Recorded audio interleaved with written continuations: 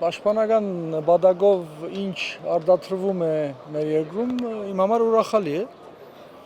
բայց դակավին չեմ հասցրել մոտիկից նայել։ Ուշ լինի, բայց լինի։ Այնինչ առաջի հայացքով ինչ տեսնում ենք, այս ամենը հնարավոր էր 30 տարի առաջ անել։ 30 տարի հետ ենք։ Այդ դուք նաև այսպես ասեմ պատերազմի մասնակից բավական մեծ զենքերը տեսած փորձած մարդ ինչ կասեք այս ցուցադրված զենքերի մասին ձեր տպավորությունները Գիտեք ինչ երկիր պաշտպանելու, հող պաշտպանելու համար, ժողովրդին պաշտպանելու համար առաջնահերթը զենքի որակը եւ քանակը չէ։ Առաջնահերթը քաղաքական կամքն է եւ ցանկությունը պաշտպանվելու կամ թշնամուն բարդության մատնելու ցանկությունը առաջնայինը դա է եթե այդ երկուսը բացակայում են ապա ուզում եք ամենաարդիական զենքն էլ բերեք ոչ մի արդյունքի չեք հասնի քանի որ նշեցի նաև առաջին պատերազմի որպես մասնակից ու այդ ամեն ինչ տեսած մարդ շատերը նշում են որ մենք այդ ժամանակահատվածում էլ այնպես չի որ զենք շատ ունեցել ենք, բայց այդ մարդկանց կամքն է ստիպել նաև, որ թշնամին զենքի կա։ Ցանկություն, կամք, կազմակերպվածություն, չարչարանք, ջանք, արդյունք, համարձակություն, քաջություն։ Հայությունը միշտ ունեցել է, այժմ եւս ունի 44 օրյա պատերազմի ժամանակ նույնպես հնարավոր էր պաշտպանվել եւ թշնամուն մաշեցնելուց հետո նաև ձունգի բերել, ունենք այդ հնարավորությունը, նույնիսկ զինվածության հարաբերակցության անհամեմատելի շատ ավելի ասենք լավ վիճակում է գտնվել թշնամին այդ օրերին, բայց թիմում ես համարժեք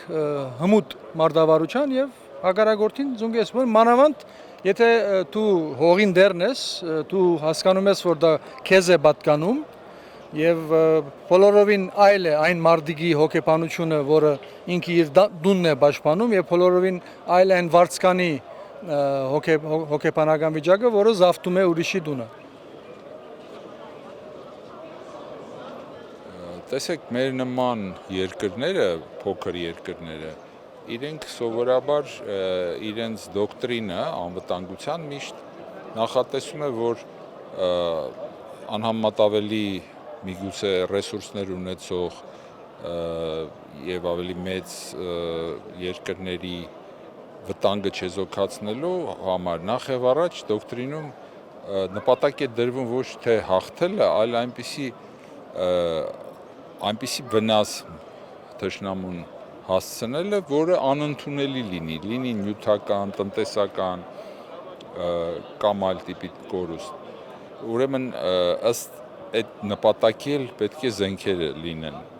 Այսինքն